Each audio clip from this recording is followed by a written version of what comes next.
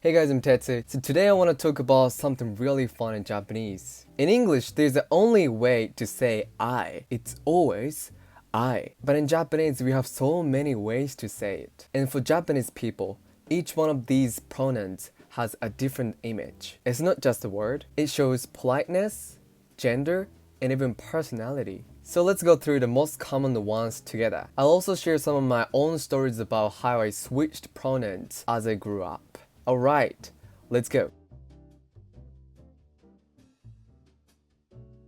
Just before we continue, one of the most helpful things I offer is a trial lesson, and I want to show you exactly what you'll get. Booking takes less than a minute, just pick a time that works for you and confirm. In the trial, we usually practice speaking and talk about any questions you have about learning Japanese. And if you're interested, I also share a bit about my private lessons, where we use slides and different methods to not just understand Japanese, but actually use it in real life. If you're ready to make real progress, check the links in the description and book your trial lesson today. So first and most common one is WATASHI.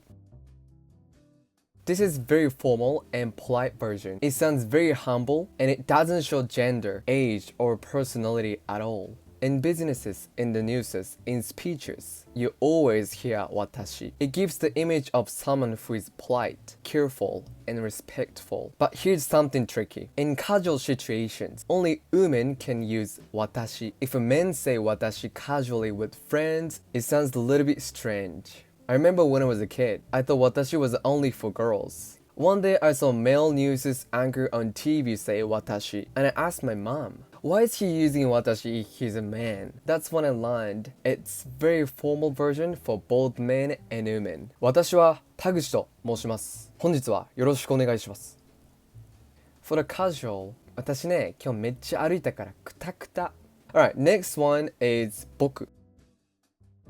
This one is used mostly for men. It's still polite and humble, but not as stiff as watashi. Parents often teach little boys to say boku because it sounds gentle and well-mannered. But when boys grow older, boku can start to feel a little bit childish. For me, I used boku when I was a child, but in junior high school, I started feeling embarrassed. So with my friends, I switched to ore, but with seniors, teachers, or in formal situation, I went back to boku. So I always switch in depending on who I was talking to. 僕はまだ学生なんです。僕、その映画すごく好きだよ。It sounds soft, polite, but not too formal. Okay, now let's talk about ore.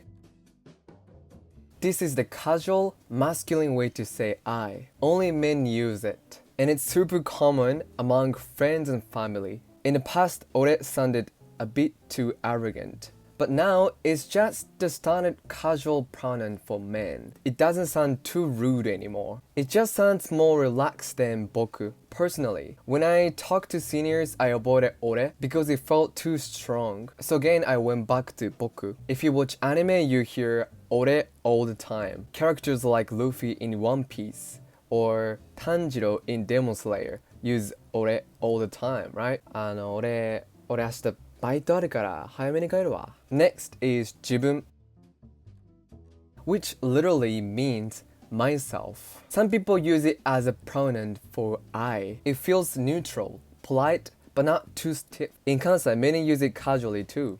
I had a friend who always said jibun. It sounded polite but also kind of unique, like halfway between watashi and boku. It gives a bit of distance, like you're not pushing yourself forward too strongly. 自分はサッカー部なんで毎日練習してます。自分明日は予定あるんですよ。Now let's talk about feminine one. Uchi. This is casual and only women use it. It feels similar to how men use ore. You often hear young women, especially in Kansai, says uchi. It gives a cute, casual, and sort of like a girly image. I had some female friends who always used uchi. It felt super casual with zero formality, kind of like showing friendliness right away. うち今日めっちゃ眠いね。うちあのカフェ行ってみたい。And finally, let's look at some old-fashioned pronouns. These are not used in daily conversation anymore, but they show the era, the social class, and the image of the speaker. In anime, dramas, and novels, you'll still hear them sometimes. Sessha.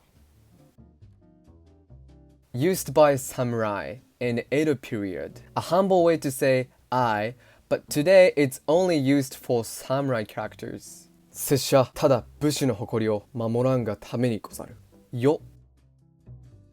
Used by emperors, shogun, and kings. Sound very dignified and powerful, giving the image of authority. Now it's only used in historical or king-life character settings. 世はこの国の安寧を願うのみ。よこそが真の継承者である。小生。